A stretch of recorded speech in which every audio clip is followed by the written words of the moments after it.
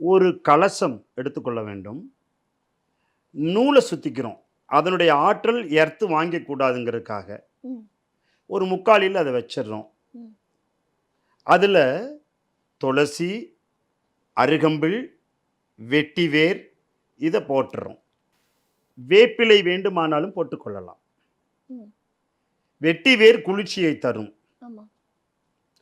துளசி ஆணும் பெண்ணும் கலந்த தன்மையை கொண்டது. அலிமூலிகை என்று சொல்வார்கள். ஆமா. வேம்பு வேப்ப மரத்தை அம்மன்னு சொல்லுவாங்க. பெண் சக்தி கொண்டது. ம். அருகு எங்கெல்லாம் படர்கிறதோ அது ஆல விருட்சம் போல படகும். ம். அருகையும் ஆல மரத்தையும் தான் ராஜமூலிகைன்னு சொல்லுவாங்க. ம். வெட்டிவேர் மனம் இருக்கும். உடல், மனம், உயிர்.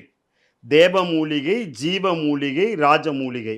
இடையில நம்ம என்னென்ன வேணுமானாலும் போட்டுக்கலாம். ம். இந்த மூன்றையும் தேவமூலிகை என்பது, ஜீவமூலிகை என்பது, தேவமூலிகை என்பது மனதை ஈர்க்கிறது. வெட்டிவேர் சுண்டிகளுக்கும் அந்த நறுமணம். ம்.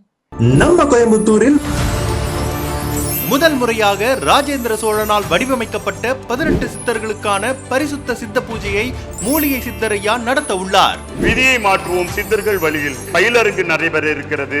காலை 9 மணியிலிருந்து மாலை 5 மணி வரை பயிற்சிகள் நடைபெற இருக்கிறது. விதியை மாற்ற நாங்கள் தயாராக இருக்கிறோம். ஆகஸ்ட் 17, 2025 ஞாயிற்றுக்கிழமை ஸ்ரீ ராமகிருஷ்ண விவேகானந்தர் ஆசிரமம், சித்திரைச்சாவடி, கோயம்புத்தூர்.